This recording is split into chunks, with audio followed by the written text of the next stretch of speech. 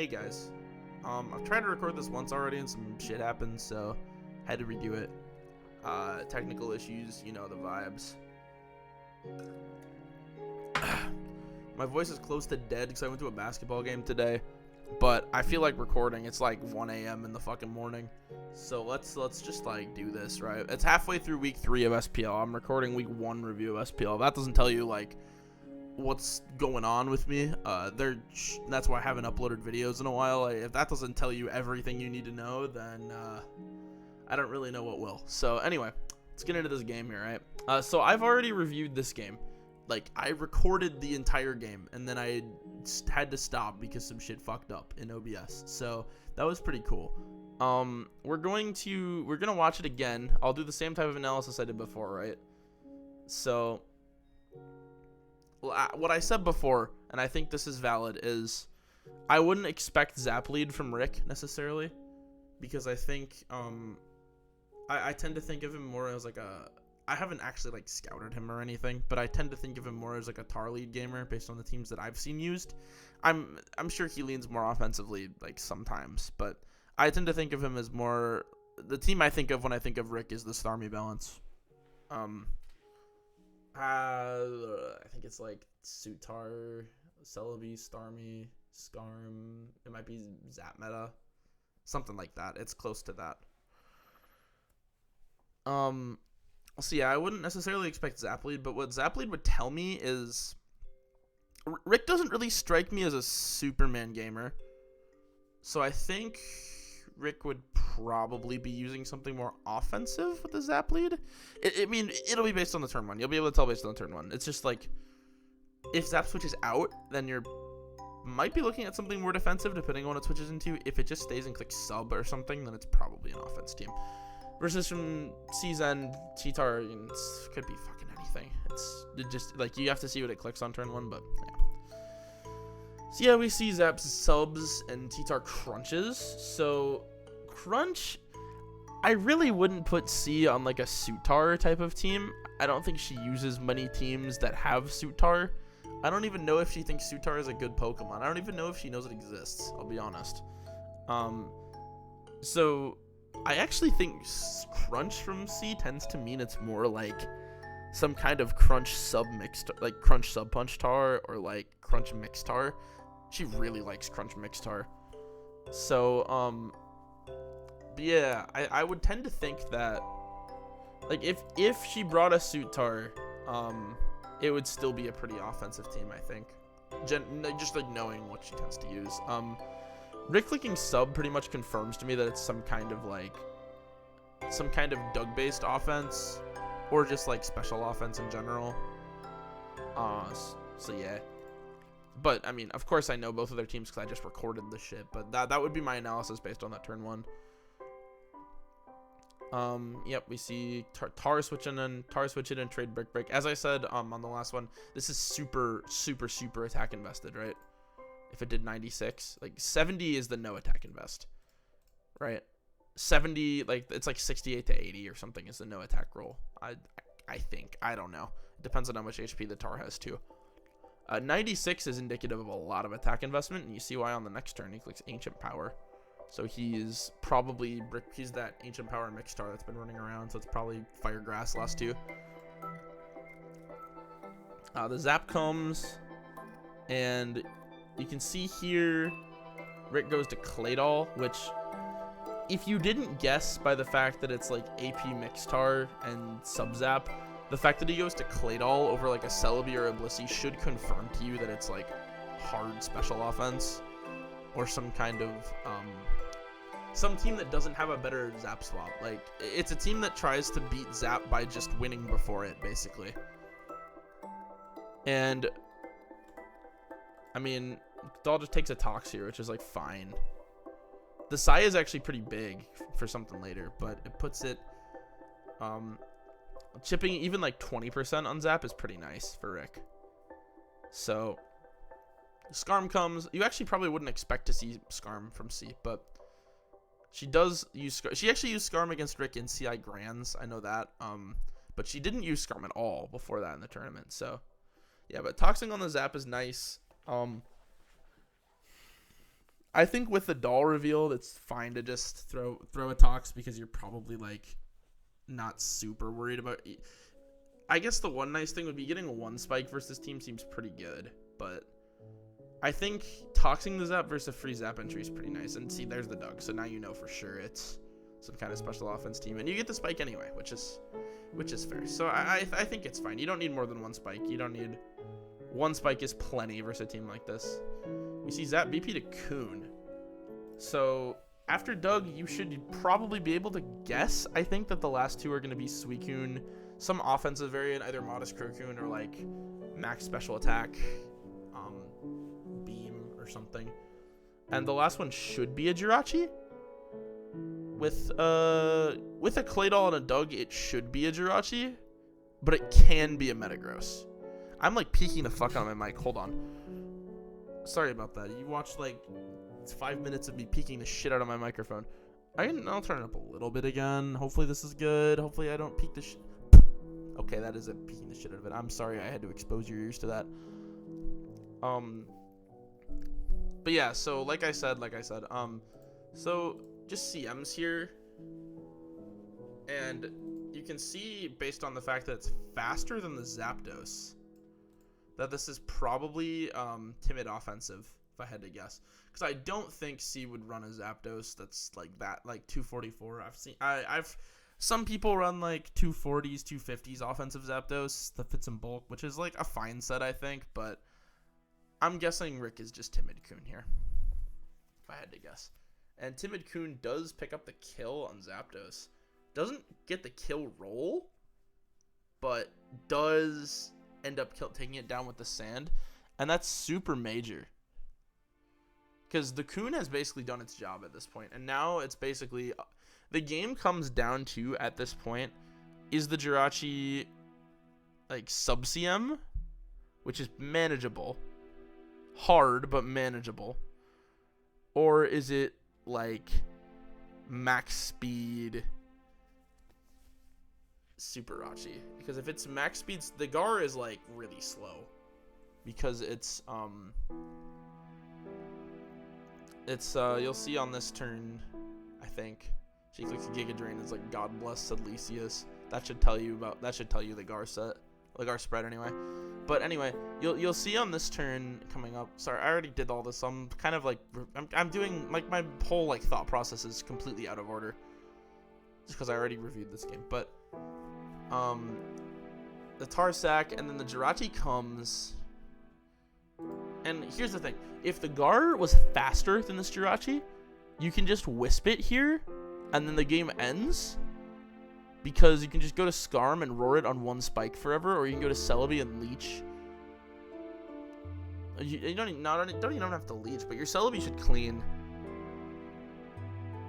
Or your Gar can even clean. You can just Wisp it here though, and then go between like Pert and like Skarm and roar it, and then next time Pert comes and it's not boosted, and you can just kill it. But unfortunately, you may see Jirachi's leftovers get revealed first. You can see that right there. Jirachi's leftovers get revealed first. That's not good for C, because this means she pretty much... Oh, I gotta fucking get rid of this. This basically means that she instantly loses if it's Super Rachi, and it is. So, not much to be done here, but basically the rest of the game is just Super Rachi cleanup, right? Because even if you take the play here to go Celebi and Leech at this point, the Gar being slower means that you have to go Celebi and like hard Giga the Doug double, and if that doesn't work, then you're fucked basically. Because you probably just if that doesn't work, that means you let the Jirachi CM, or you let it hit you, which chips you in range of Doug, like chips you in range of like Sack into Doug trade. And even then, like, I think, I don't think you're supposed to roar with Skarm, but I also don't know what you're supposed to do otherwise. The reason why roaring is bad is because it puts things in range of, like, Suicune in range of spikes, which creates for a really clean line later for Rick, where you just, the Celebi comes out, and you just go Spike Sack Doug win with Jirachi instantly. It's hard, because I don't really know there's not really a winning line after Gar's slower than Jirachi. There's like nothing C can do. It's just over.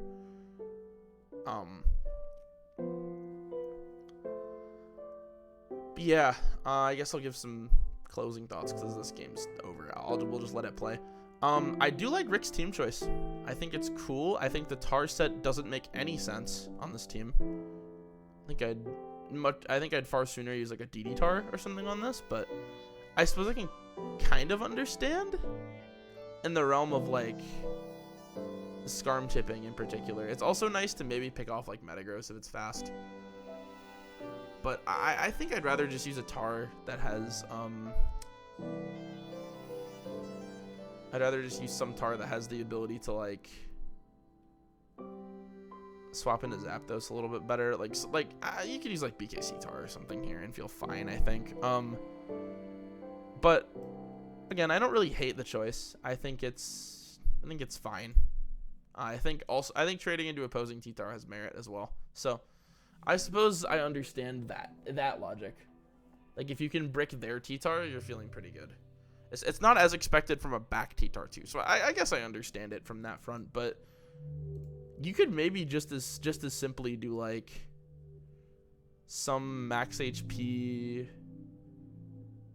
I don't know. It's probably fine. You don't actually need to be EQ Tar because you have a Doll and a Doug, but that's probably just what I do. So I suppose the more I think about it, the more I understand the pick. But it's certainly an interesting choice.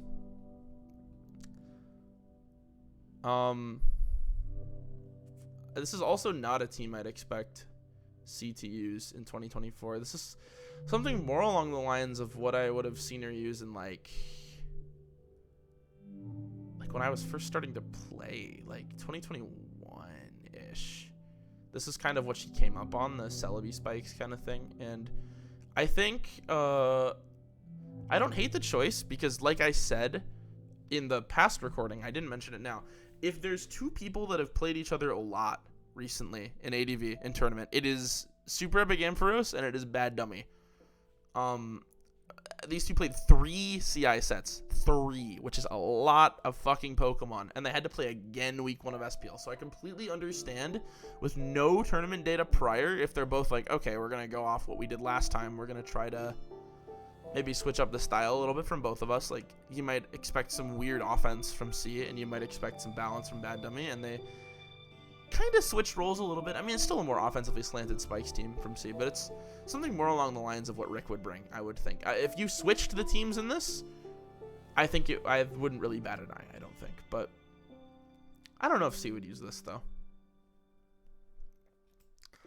I don't know. But anyway, you can kind of see my point, I think. I think that both of them kind of tried to lean on the I'm going to switch my style up this game, and I think Rick ended up just having the better matchup in the end.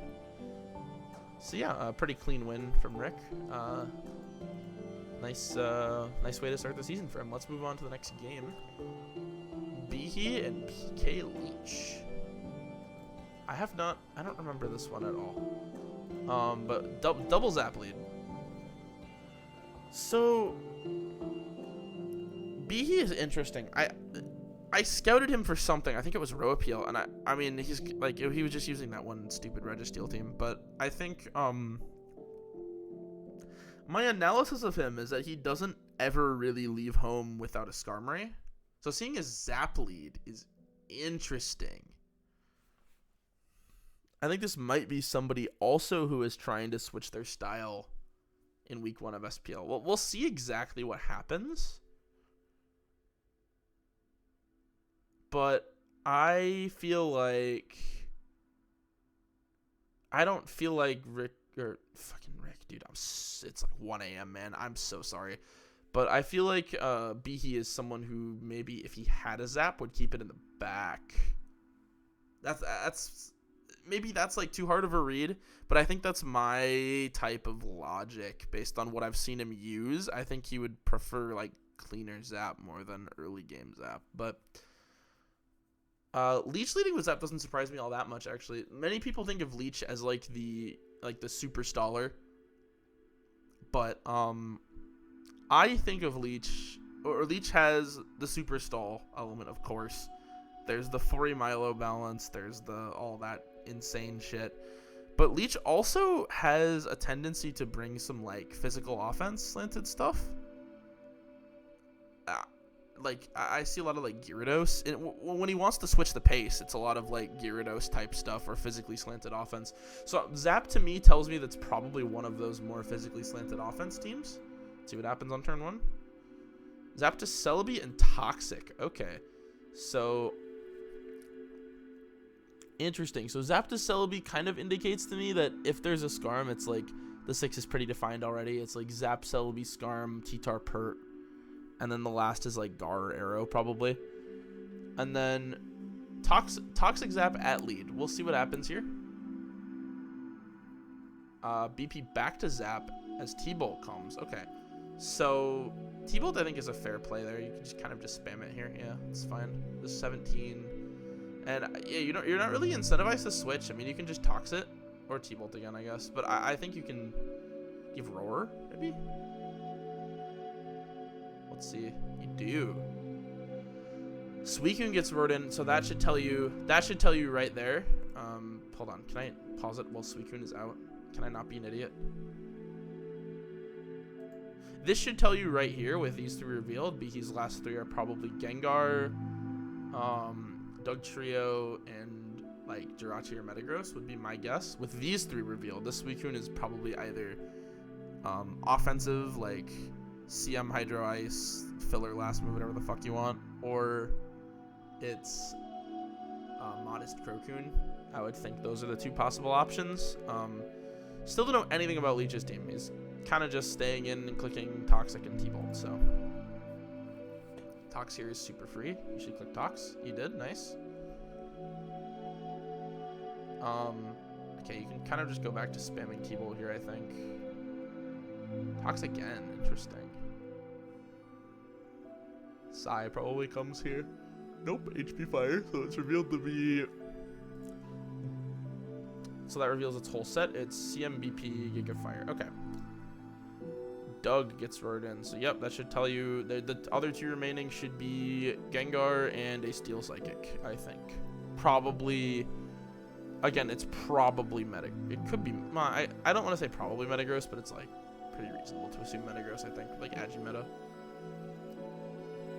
Because you have 2 or 3 really, really good per pivots. It's, like, not that big of a deal if you're letting it in. Alright, there's the Gar, yep. So it's pretty all-in special offense from Bihi.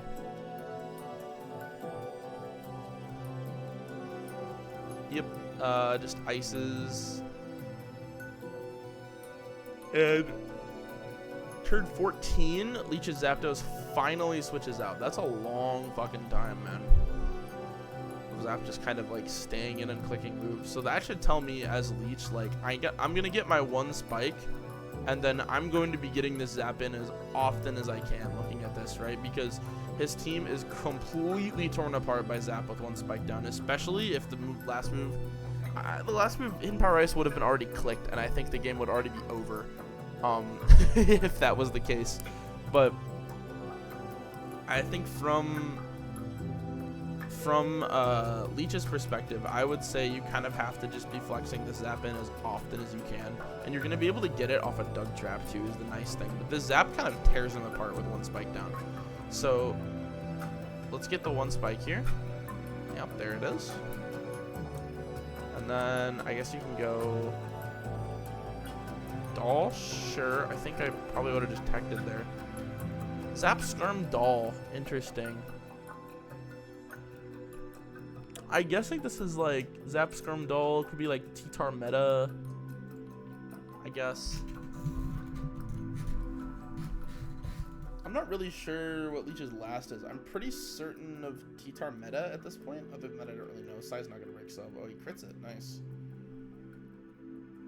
Can just sub again, which I'm assuming we'll see Bihi do. Yes.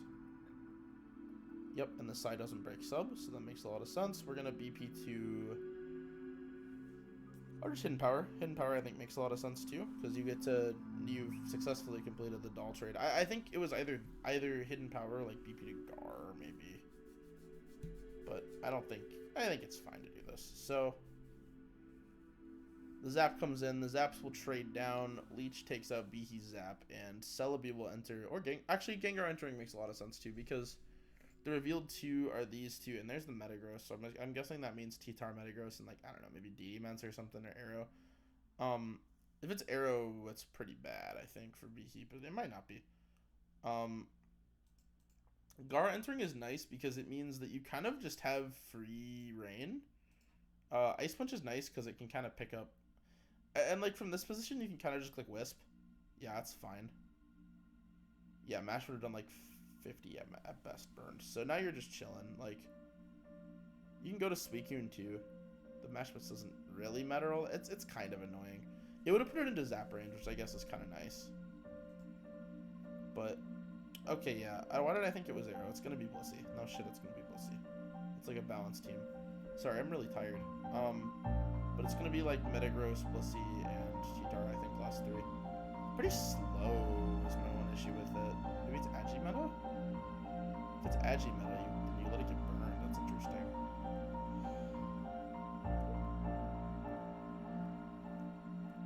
Okay, but...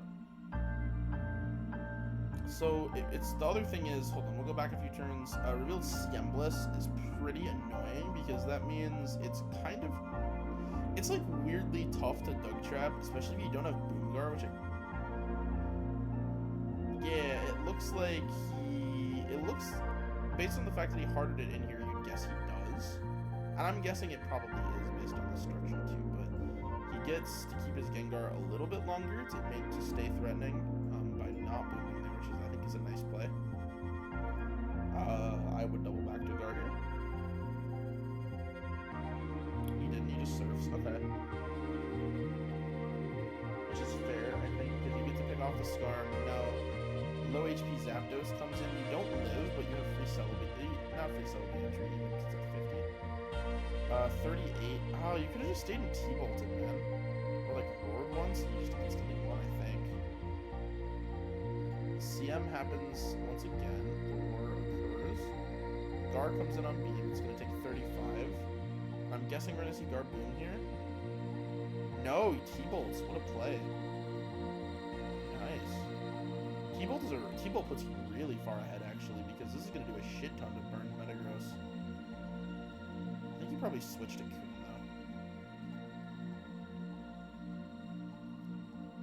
though. Yeah. So, after the early game kind of set him back a little bit in terms of... Interesting. Okay, I'm kind of interested as to why we didn't see Leech's Zap do a little bit more. Even it's like you kind of can flex it on like Coon doubles, right? Like I feel like this type of interaction is like a very free Zap double. What the fuck is he gonna do?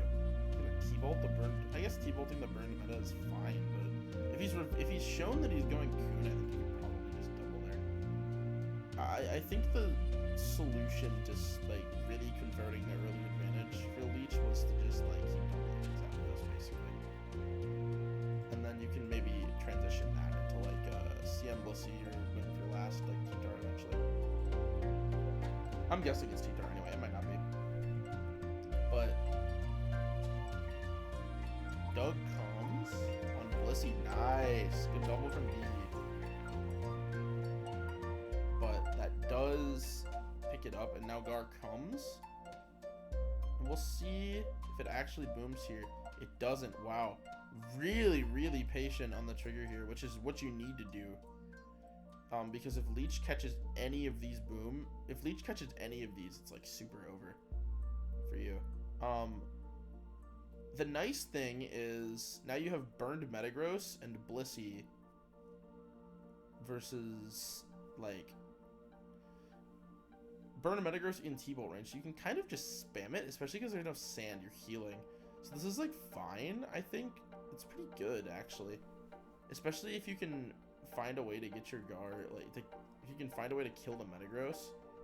Kind of just have to worry about the last, right? And I'm guessing... Okay, he finally does catch the Blissey with Boom on a turn. I think he kind of baited Leech into staying in there the whole game. Which... As you can kind of see, like based on the earlier turns, it was kind of just him he kind of just stayed in and clicked the move versus Blissey every time. So I think by that point, Leech was like, okay, I gotta call him at some point. And from here, the game basically just ends, I think. I'm not sure what the last is, but it's something that loses this weekend. Okay, it's DD Ments. And since Sub CM Surf have been revealed, you can pretty easily assume it's going to be Ice Beam last. It's actually Mixed Ments, which makes sense. Does it? Yeah, I think Mixed Ments is fine here. But, yep, and that's going to basically be a pretty clean win from Behe. It didn't look... Behe converted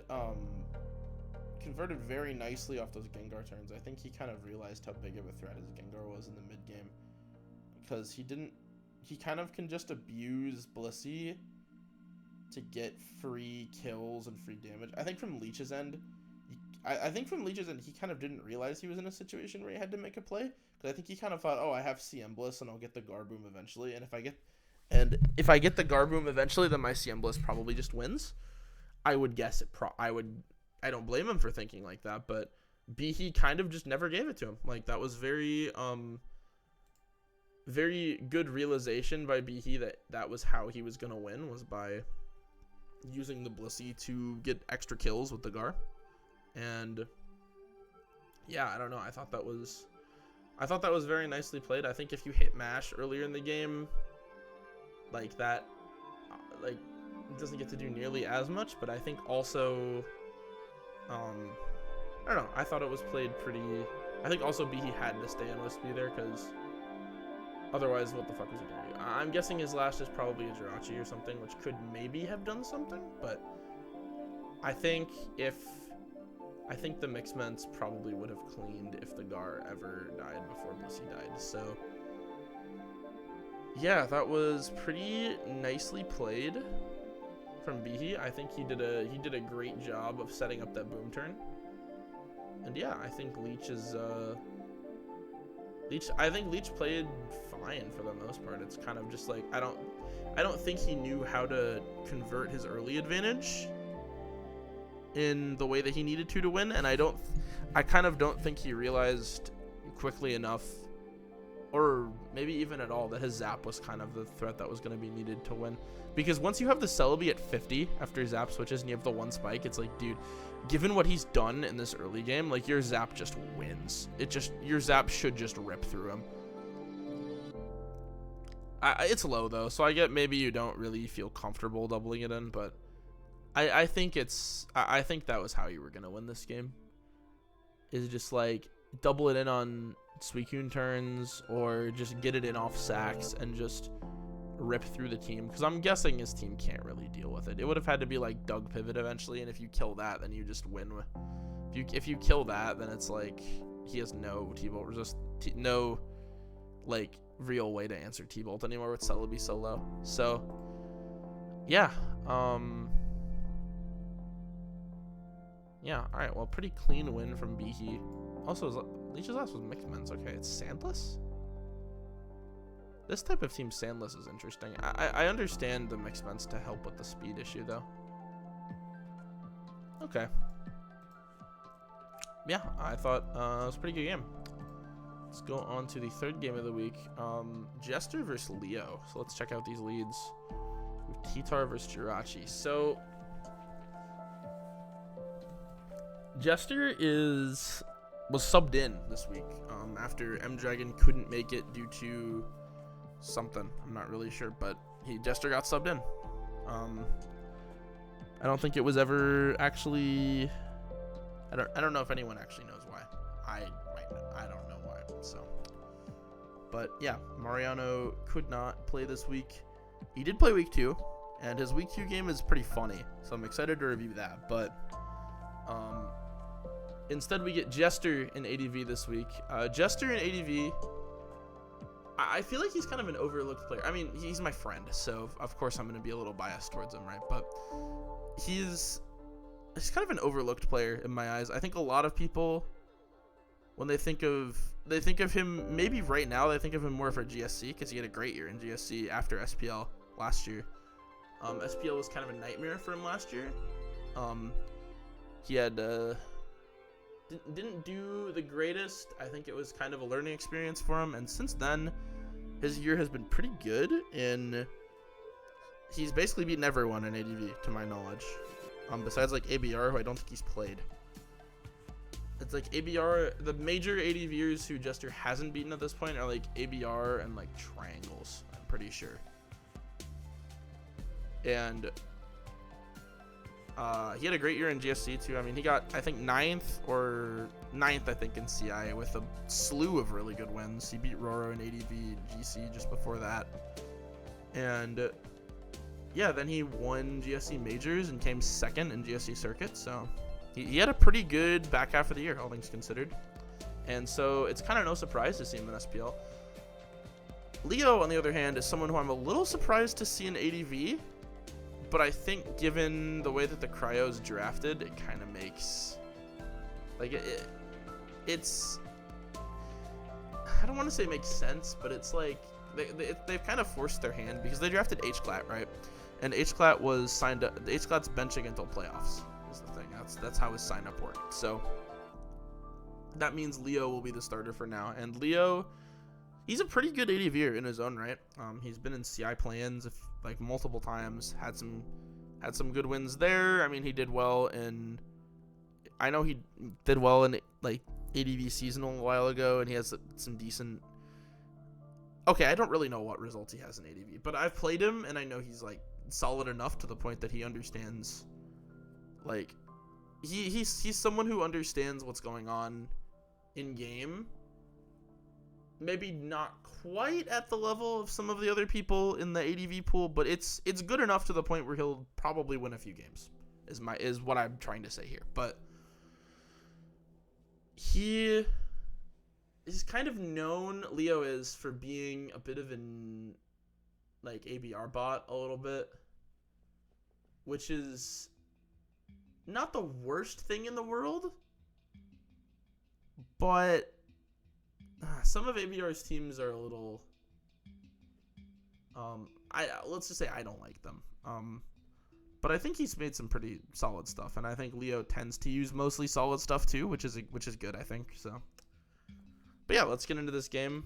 We have lead T-Tar versus lead Rachi.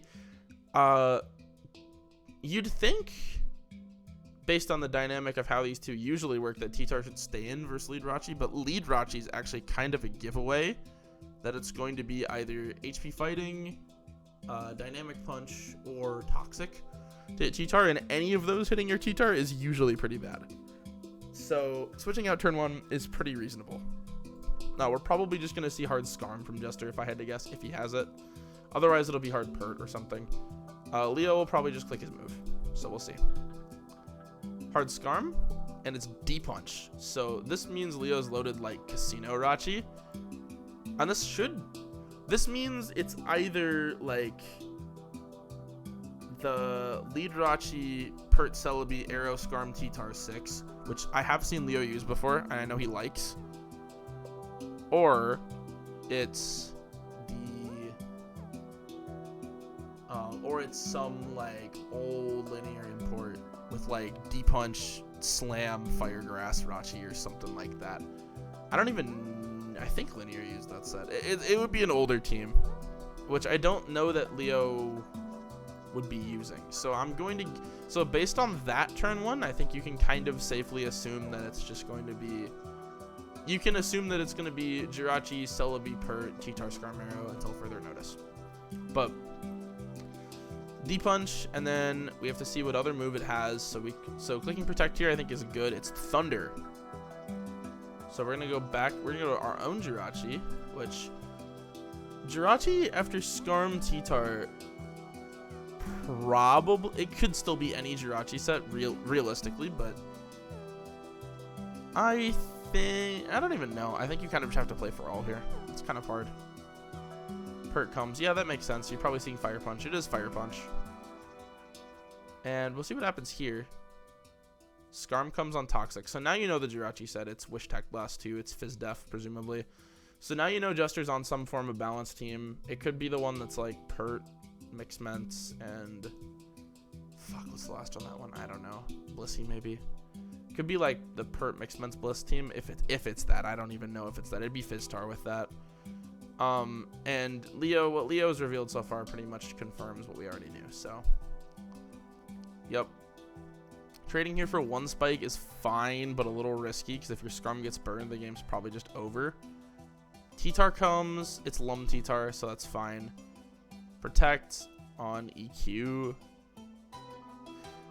Interesting. I think there maybe could have been a window to click Dragon Dance too, which would have forced in Jester's Rock Resist. You could maybe have made a double back to Skarm or to Irachi if it has some move to hit a Rock Resist, like HP Grass or something. That could maybe have been a good play. It's a bit of an awkward line because he can also kind of just do this. I don't know. I don't know. Texting there is weird. I don't think it's that bad because I think he's probably thinking, okay, Techting is fine because I have a full HP Pert, and I'd like to know this guy's set. But at the same time, I think also I think you can kind of it's if your Lum is still intact, I think you can punish that with DD pretty freely. So I don't know. Celebi comes on Jirachi. I'm guessing that was covering for Toxic. Skarm comes on Celebi and Arrow comes, so yep, as you can see, we were fully right about that. But Arrow is probably I wouldn't click with Arrow here. I'd just go to your Jirachi or T-Tar, I guess. T-Tar's fine. Okay, we see another Tech here, and this time Leo punishes with DD. Okay, that's good. I think punishing Darachi with DD would have been a little better. Oh yeah, if you have Celebi back up, I think punishing the Irachi with DD is fine. It's pretty likely to be Pert here, I would say anyway. It's not likely to be Meta Irachi on this team. So I think punishing the... I think... obviously you didn't know about the Mencia, but I think just seeing Skarm Irachi, I think just DDing is fine, because it's going to be a water type that comes on you. Okay, 48, and we don't get the flinch. Alright, that's fine. So Skarm gets roared in. I'd imagine Jester just trades up here. Yes. Okay. Leo's all... I guess if you're getting roared in with Skarm, it's probably like... You're probably just like, alright, we're just going to go 3 up as Leo. I think that's a losing game for Leo long term. Unless he can somehow find a position with Arrow. But... yeah, that might be hard. I'm guessing this is mixed mens from Jester based on the 3 revealed, by the way. It is. And the crit is... kind of obnoxious actually for Leo. Like this was already a losing game because there's a mix mens with 3 layers of spikes and look at his team. But that crit is pretty annoying because you maybe could have gotten a roar off, and you probably don't need the Skarm for much looking at Jester's team. I would guess it's probably like a Suitar. Maybe it's BKC-Tar still. It's probably BKC-Tar still, actually. Never mind. But it's probably Pert and fucking something last. Oh, Blissey probably, I would guess. Sorry, I'm pretty tired, but yeah, so I think from here it's kind of just like, I think from here Jester should know, like, yeah, I'm in a pretty good spot. For Leo to win, for Leo to beat this Rachi with 3 layers of spikes would be really impressive, I think. I think he kind of had to push. I think he kind of had to push the T-Tar while there were no spikes up, so that he could maybe push the Pert. And then I don't know. This was a hard matchup for him though. I think because it's like the second you get caught in a Skarm v Skarm, you kind of just lose. This time Leo doesn't DD. Okay. I wonder why we didn't DD that time. I guess you're scared of just getting insta-roared. I guess if you get insta-roared, you just lose, so... well, maybe that's fine. Leech comes on the Skarm, you get roared. Pert comes. Yeah, I don't really see how Leo wins this. I don't know if there is a line. I guess it's like... Arrow can kind of arrow... oh, it's Zap Pert. Okay, that makes sense. It was gonna be something that could take a special hit. Whether it's probably Zap, no, Zap makes the most sense. It's Spike Immune. And you definitely don't have a spinner. I guess it could be like Claydol. I don't like it, but it could be. Okay, this is what you need to win as Leo. This type of thing. But Jester's just gonna tech tier. Or even better, Wish. Wish is a good play there because it doesn't allow Pert or T-Tar in for free. And then you can just tech on the next turn and your Rachi's at full again. So yeah, I think the Rachi should just win from here. I don't really see how. And the arrow gets toxed, so that should be game. Rachi comes. I guess you're gonna try to casino this out, like Thunder Para. Yeah. Thunder dodge and the burn. That's gonna be GG, I believe. It was already pretty close to game, but yeah. Leo just forfeits. That makes sense. So yeah, pretty cleanly played from Jester. I mean, like, Leo played well too, but it's also like, I think you really, really have to just push your T-Tar early to win this. It's like so hard though, because it's Pert last. It's gonna be Ref Pert probably. So like, I don't know. It's like hard because you kind of have to put yourself in a position where Arrow can do it, but it's also like you kind of just lose to like spikes with this team. It's hard. So like the second you get involved in the Skarm trade, the game just ends because you can no longer beat this thing. Because every time it does anything, it forces you to take 20%. So that's kind of just like unfortunate, but yeah, it's just a tough matchup. I mean, I don't really blame Leo for losing this. I think maybe he had to get a stronger advantage early from the Rachi, but when you're loading this Rachi, you're expecting to miss moves anyway. So I don't know. I think it's pretty. It was just kind of just a matchup loss. I think it's kind of just I don't really think Jester had to do anything too crazy to win this one. I think he would agree with me if I told him that he kind of just mid-grounded the whole game. I think he'd be like, yeah. So, but yeah, yeah. I mean, pretty good game, all things considered. I kind of just think Leo was gonna lose the second he got into a Skarm v Skarm, or the second he didn't DD here. I think this tech was kind of hanging. Where was it? Here. Yeah, this tech was kind of hanging. I think you kind of... It's awkward. I feel like a lot of people aren't in the mindset that you need to click DD that early, but I think you kind of have to just start breaking and hope that you can chip the Pert down and get into an arrow endgame later. Because if you can chip the... Like, this team is really solid into arrow is the issue, but it's not so... Like, if you can get into a position where it's, like, just Rachi, that takes away, the 3-layer play, and it's just, like... The second you get one EQ into Rachi with spikes, you win, rather than having to deal with, oh, there's a full health Pert too, so EQ doesn't even do anything. You know what I mean? It's like, it's hard, but it was like winnable. It's just tough. I might also be misanalyzing this because I'm tired, but that would be my my thought on the game. Is I think Leo had to push the T-Tar early. Did he have a spike up at that point? He did. Yeah, I think if you push the T-Tar with one spike, you're looking okay.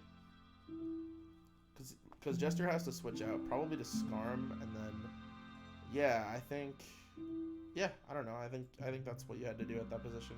If you kind of just get roared out, it's like, whatever. But, yeah. Ugh, that's... Yeah, that's just a tough matchup. What can you do? Alright, into the next game, we have McMegan, aka Roro, versus Mako. See some leads here. Oh, okay. I would not think of I would not think of Roro as a Beagle user. Interesting. Okay. Cool. Well, Roro is a very, very, very well-established ADV player. I've been playing ADV and SPL for so many fucking years now. Kind of just all over, really, like in a lot of different tiers. But ADV is his best. I think most people would agree. Mako is someone who hasn't started in ADV in SPL. She had a pretty good year in just classic gens, though, especially Black-White. She won Black-White Cup. And she is someone who for many years was an RBY SPL starter. She's looking to get away from that now, which is why she's an ADV this year. I think a lot of people expected her to play Black-White. I think actually, like, I expected her to play Black-White, but seeing her in ADV is nice. I mean, she's a very solid ADV player. Still learning, I would say, but she has really, really good Pokemon fundamentals, and those go a long way in a tier like this. So yeah,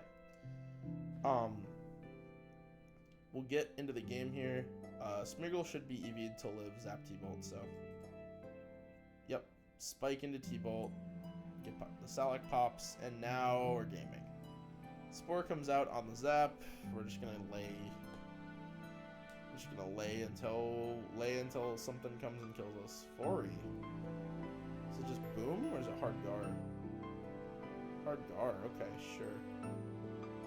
I think maybe boom into guard is better. No, I don't know. Ooh, the sub. Okay. Sub pretty much reveals the whole set. So it's not boom guard. It's sub, punch, T-Bolt ice, presumably. T-Tar is probably Lum on this team.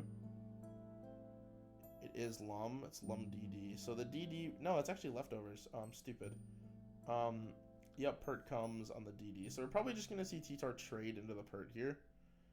Because trading into the Pert opens up the arrow in the back. It opens up the Gar that can't like hit Pert really all that hard. And it opens up... There's probably a Metagross back there too. I'm guessing it's Arrow Meta. The classic 6 is Arrow Meta Pert. Arrow Meta and Pert. So I'm not sure if it's that, but we're seeing Pert revealed makes me think it is. Mako's team, Zap 40 and Pert makes me think it's EQ Pert makes me think it's more of a traditional 40 team with like Mixments, Sutar, and I guess like Mixments, Sutar, Arrow is reasonable, or Sutar, Blissey. I think probably one of those two. Maybe it's Arrow, Sutar, Blissey. Yep, Smeargle sack.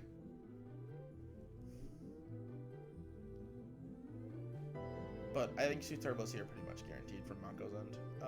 Mence comes. Oh, fucking Mence stuff.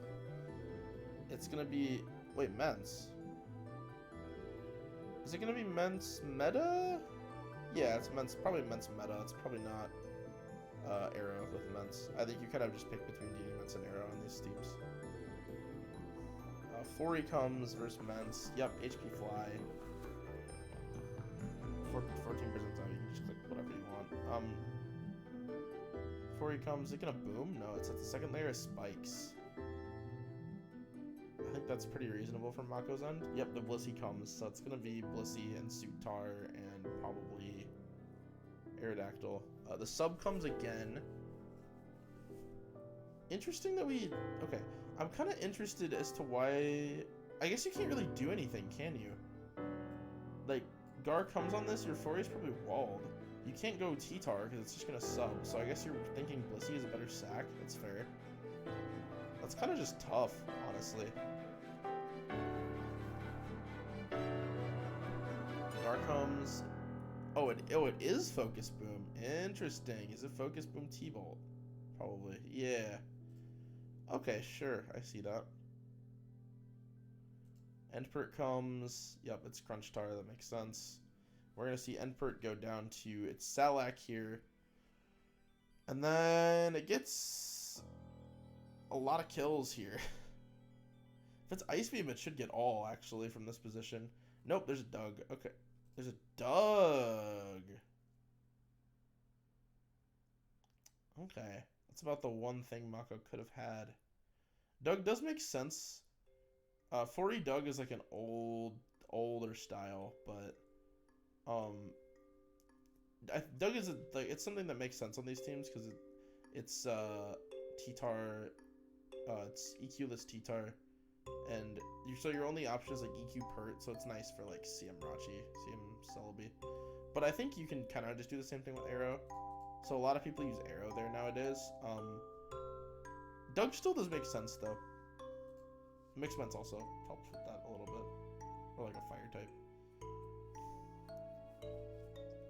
Alright, we see the DD Ments punish here. So I'm gonna guess it's Meta Last from Muro. Yep, DD. This doesn't get all because it's toxed, unfortunately. But HP Fly should claim at least 2. Text is gonna take you down a little bit.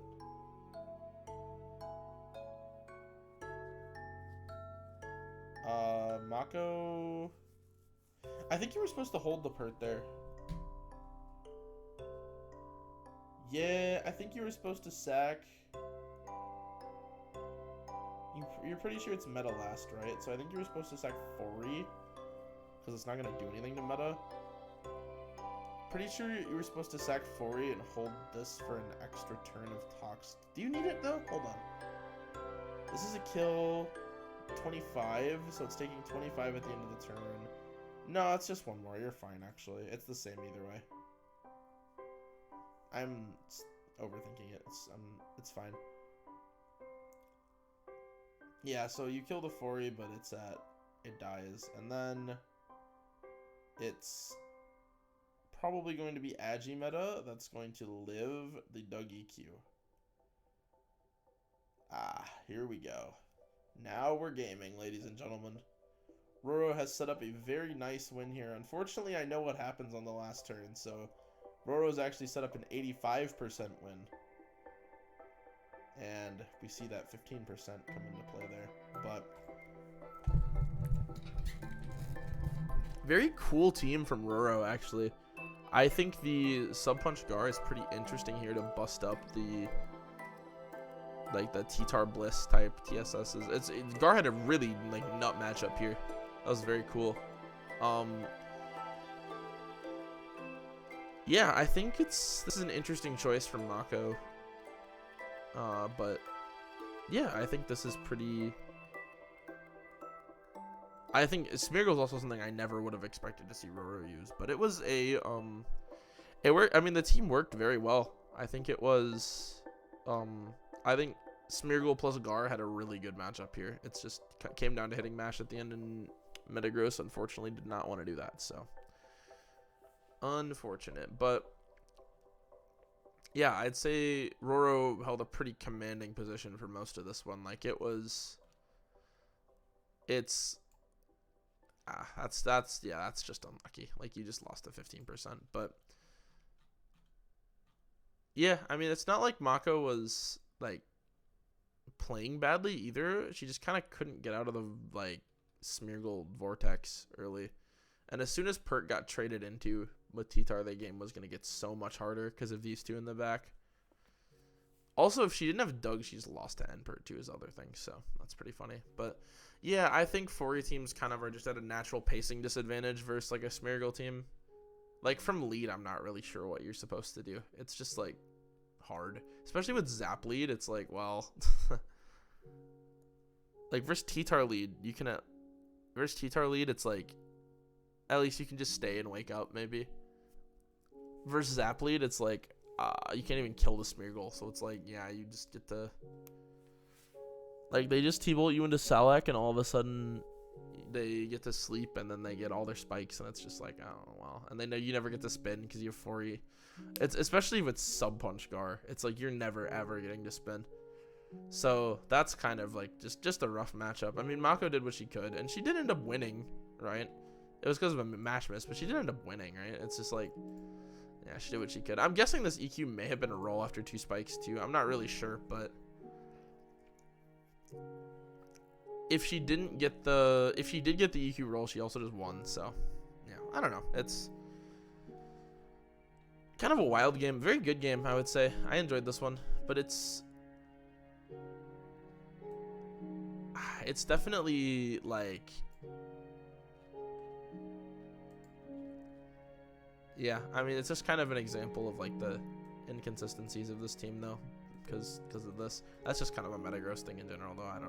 But yeah, I mean, I thought these, yeah, I mean, cool team from Muro, but we're unfortunately 85% is not 100%. But yeah, last game of the week, Triangles and Rob Jr. Triangles is someone who he's been around fucking for 20 million years. Since like CI 3, I remember he did really well in like CI 3 or 4. Back way, yeah. I think did he win CI 3? I think he may have won CI 3. And I think he was also in CIs before then. So, yeah, he's been around.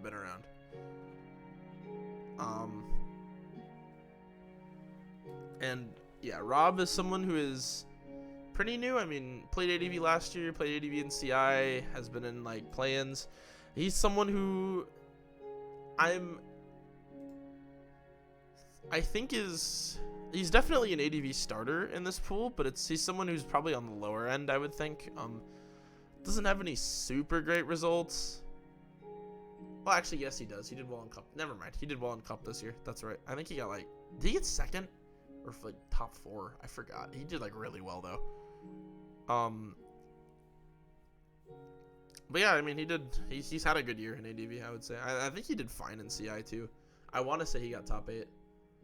So yeah, I think it makes perfect sense he's an ADV starter. Actually, I retract everything I was saying. Never mind.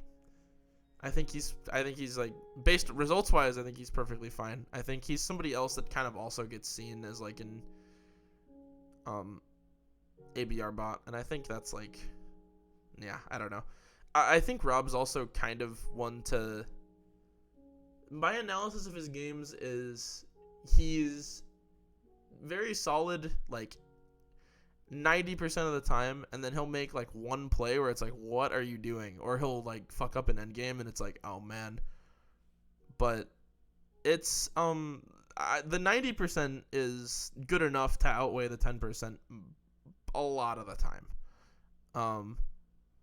I know in a lot of his not a lot, but a couple of his big wins this year, he also had luck on his side too, so that kind of helps. But it's not like he's bad by any stretch though. He definitely deserves to be here, I would say. But that being said, I think Triangles is kind of a rough week 1 for somebody who's, did Rob start last year in CI? Or not at CI, SPL? I don't remember. We're going to look because now I need to know. So we're going to find out. Smogon Premier League 14 replays. Rob did start last year, and actually he played Triangles week 1 last year as well. So that's pretty funny. I think Rob did fine last year. I don't remember.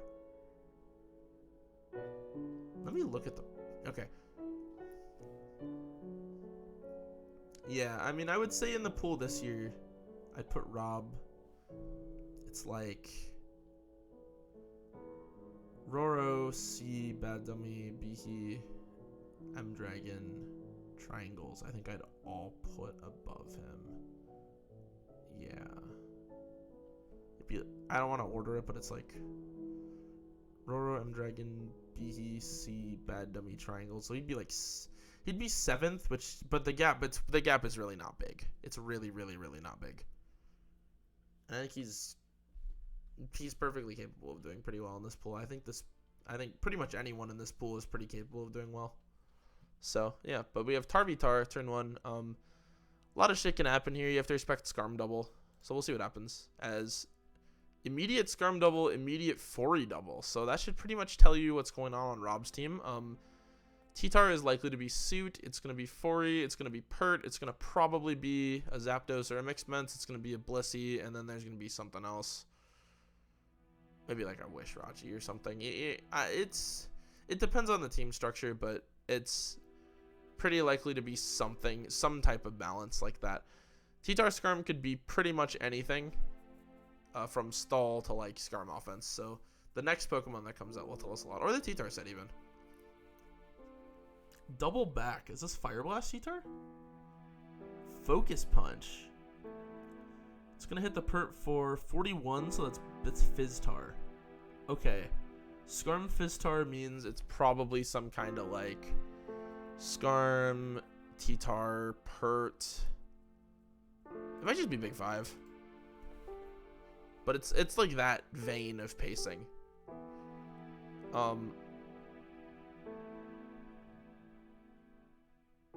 Yeah, so Surf, okay. Surf is interesting. What Surf Roar tells me, and T-Tar probably, and what Surf Roar tells me is maybe you have to start considering it's either like Arrow in the back or Doug from Rob. I think that's pretty likely. Or it's like Fizztar Ghost Fori. And it's some like linear Scarm offense style team, or Fori offense style team. Which, given the Blissey that just came out, it's probably Zap Blissey, or it's probably Zap Blissey Arrow, I would guess, are the last three, or Zap Arrow are the last two, if I had to guess. T-Waving the Scarm is pretty nice, actually. That means the Fori will win more interactions than not, which is cool. It means you can... Yeah, I mean, it means you can spin, and if you spin on full para, it's, like, really good, is the thing. Pert's gonna take another focus, so Pert's already pretty low. But there was a wish up. I didn't even notice because I'm exhausted right now. I don't know why I'm recording this video at this time of day. It's almost 2 a.m. now. I'm recording for like an hour. Jesus fuck. But I'll try to do the next one where I'm like not delirious. But yeah, so Focus Punch comes through. Just keeping pressure onto the Pert is gonna be nice. I'm gonna guess triangles if he's focusing into the Pert like this. You have to assume there's gonna be an arrow until you don't see one, right? So I'm gonna guess there's probably an arrow team. Yep, I like this line from Rob. Just keep pressure on the Scarm, because ideally, because the Fori team wins when the Scarm is like weakened or dies, pretty much. Like the Fori team wins when the Scarm is in a position where it can't really spike, right? Because then you can just have hazard control forever. In this type of position, I think Fori actually is a really good matchup. But yeah, Zapdos is gonna come. It's decently specially bulky because it only took 19. We might see a Roar on Blissey here. We actually see Hidden Power, so that reveals HP Grass, presumably. You see BP, so back to Scarm. Okay.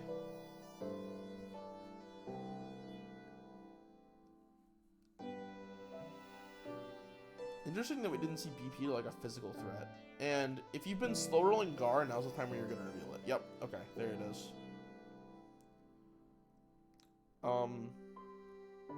I would double here.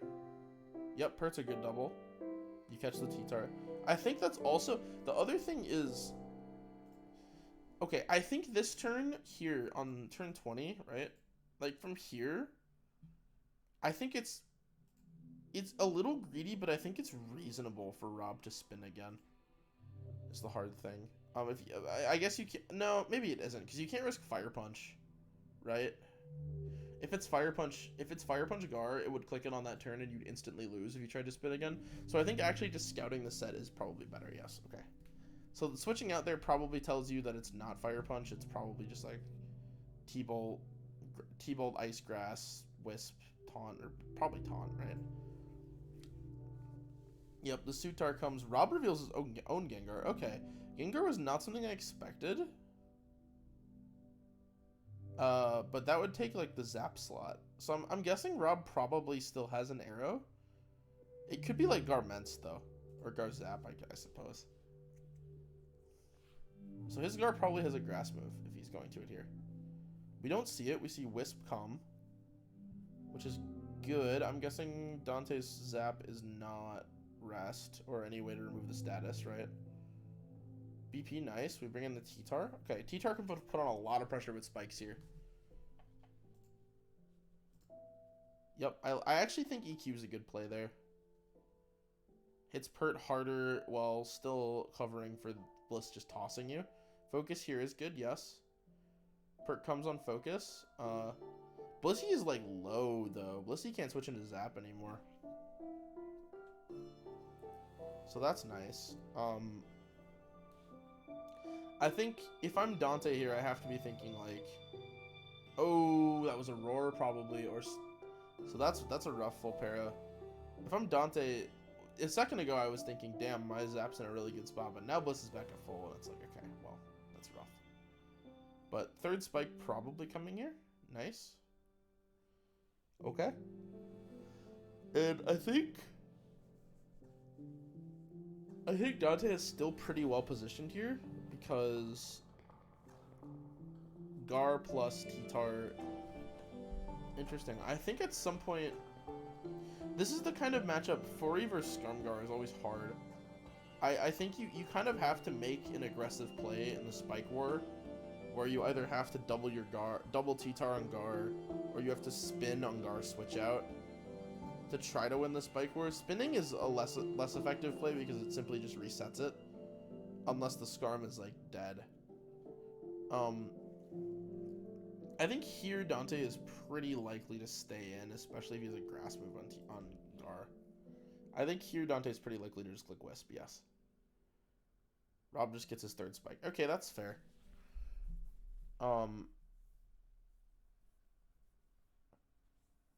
Ooh, Wisp again misses. That's rough. Are we switching here then? Probably, right? Yeah. That's unfortunate. And now, Wisp dodge is actually pretty cringe, because now you went from a position where you were, like, fine. Actually, I would say Dante was better position than Rob was, to now Wisp miss into Gar getting suited is, like, pretty bad. Because now, what you have to do is now you have to grind out this T-Tar, and it's, like, pretty tough, I would say, to do so. T-Bolt, okay, you can BP here on heel turn to Tyranitar, I assume. Yep. But now with 3 spikes on your side, every time you have to make a play like that, it's gonna feel really bad, right? Ooh, slide miss is rough. You're not in range of another one, but it's like missing here is like, it always feels bad.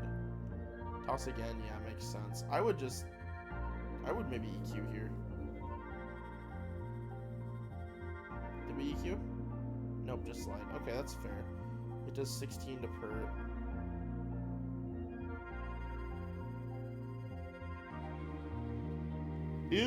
Okay, T-Tar is faster. EQ doesn't pick the pert off. Wow, I think, this turn is hard, but I think what you have to understand is, do you have something in the, okay, yeah, so you probably have an arrow in the back, right? Or something that could, it's either, if it's arrow, I think, which we'll see here, right? We won't see it right here, but yeah. We'll see if it's arrow soon, but I think let's go back, on this turn here, yeah. This turn where it goes pert, I think Focus Punch is actually the correct click there. The reason being is because if Bliss stays to toss you, you're in a position where you can go to the thing that forces it out, and then your Zap is in a really major spot. It's like low and burned, but it's in a position where it can come in and get a couple kills, and then your Gar is also in a pretty similar position with Bliss super low. You have to be a little wary of the T-Tar, but you can grind the T-Tar out by going Zap first, because he's not going to want to trade his whole team, right?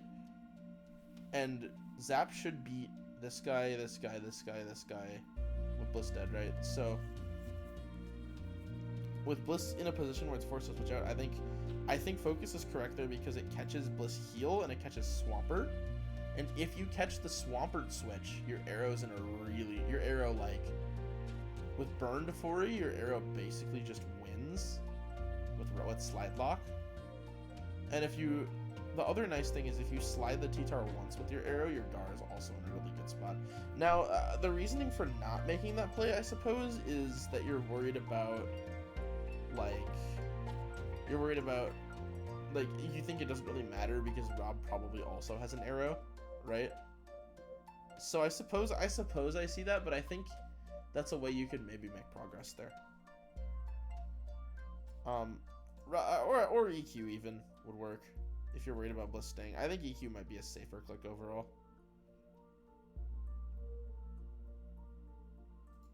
But yeah, I mean, we've already seen all this, right? So, yep, Gar comes in, picks it up with Giga. Okay, it does have Giga. That's good to know. So Gar will now Giga twice and won't even pick off the T-Tar. It wouldn't even kill with 2. He only has 28. Jesus fuck. But yep, there's Dante's arrow. Slide lock comes through. Pert being dead. I mean, it's still, the line still ended up with Pert being dead, but you also had to trade both your T-Tar and your Gar. So I think maybe just being more proactive onto that Pert swap would have been good. That's a way that you could have won, that you could have been in a much cleaner position here.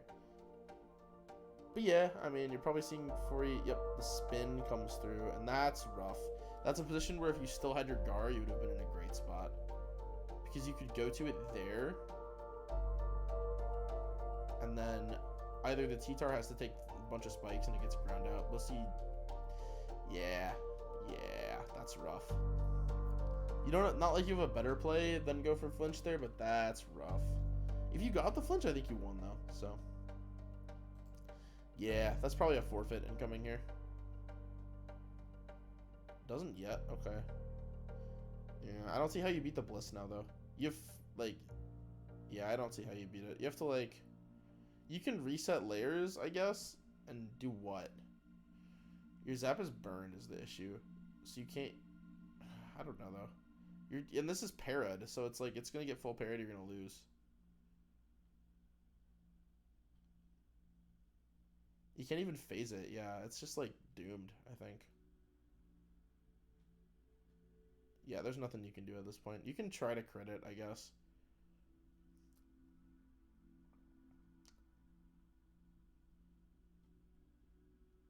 The Gar swap, I think, should seal it as well. Especially if it has a grass move. I don't know if it does, but it's just Wisping. I mean, even just Wisp is really bad, right? You can try to pivot Zap, but actually, maybe pivot Arrow here. I think actually the correct pivot was Arrow there. Because it's parried, right? And so you can just fire off slides.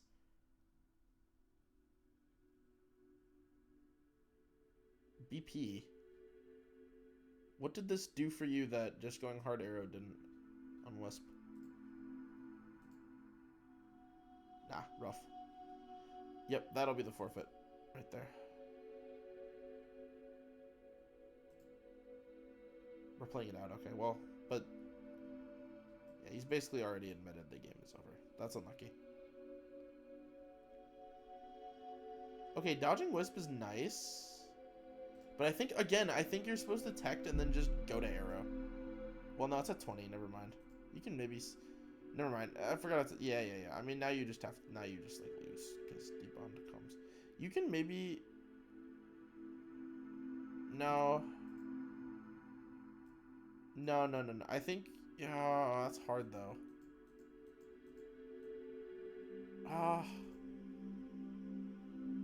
You can maybe stall the D-bonds is a way to win. You have to get a bunch of clicks right, but you can maybe stall the D-bonds with plus like timely arrow switches, and then you can win. But yeah, the game should just be over here. Yep. And yeah, Rob's last should be arrow, given what we've seen. But yeah, interesting game here. I think where Dante really messed up was not being proactive into that one Pert swap. I think that was the big one. Because if you find a way to be proactive into that Pert swap, then you don't have to trade all the resources that you did to take down the Pert. And then at that point, you're actually in a pretty nice position because you still have your Zap, you actually still have all your Pokemon, I'm pretty sure, at that point. We'll go back, but I'm pretty sure at that point in the game, you had all 6 still. Yeah, you do. Yeah, so, yeah, you still have all 6 Pokemon. So, you still have all of them available to you, which is not like it really, I mean, like, the Skarm is at, like, 46 in Parrot. But having the Gar, in particular, was the big one. And having the T-Tar for either a Spike Sack or, like, a Bliss Double, maybe. Or, a spike stack, or if it got above spikes, which it's going to. Which, if you EQ'd on this turn, let's see. If you EQ on this turn, it goes to like 3%, and then you get okay, so you get above spikes. You can still switch in on a Bliss heal turn. Okay, yeah, so those two are both valid. Skarm is probably just dead, but as long as the guard's alive, you're chilling. But yeah, it's really crazy how like small like resource management errors like that can lead to just a game loss. But yeah, I mean, I don't even blame him for sliding here. I don't think it's like it's not like an incorrect click, it's just like a not the best click. Maybe it was an incorrect click, actually. I think slide was just like bad there. I think on that turn you have to account for the pert switch. But yeah, I mean, you can just focus and it covers it naturally, right?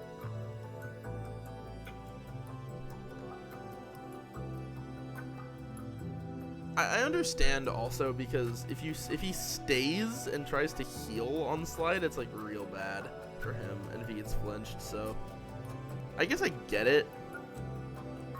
But also I think the pert swap is far more threatening at that point, because like the Bliss being at this percent is like fine for you. Yeah, I think you're just supposed to focus. I don't know. Yeah, I think you just gotta focus. If it tosses, then it's like, I guess if it tosses, it's a little lame, but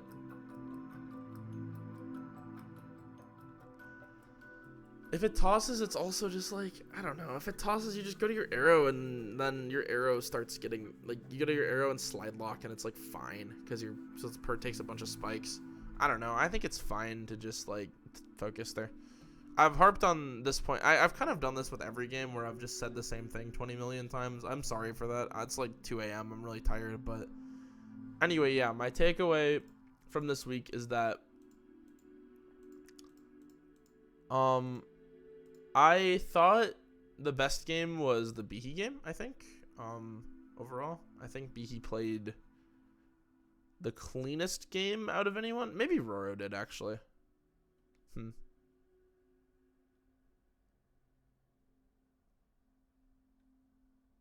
Yeah, I don't know. I think it was Roro, actually. I don't know. It's one of those two for sure. Or Jester. Jester played pretty nice too, but one of those three for sure, I would say. But yeah, I don't know. I will do more of these as more weeks of SPL happen. And I know it's halfway through week 3 when I'm recording this. Week 2 one will happen when it happens, and then the week 3 one will happen hopefully at the end of the week. Hopefully. Or maybe it won't. Maybe I'll just we'll just figure it out. Okay. But yeah, that's going to be all from me. I think it's, what did I do? Did I fuck up my OBS? I hope I didn't. Okay, good. I probably didn't do the greatest job of analyzing. I'm going to blame that on the fact that it's like 2 a.m. But I think, yeah, I don't know. I'm excited to do more of these, but I think that was, I don't know. I think that was interesting. Sorry, I don't really have a way to end this, and my improv brain isn't working right now, so I'm just going to say goodbye, and we're going to end at that, okay? 3, 2, 1, goodbye.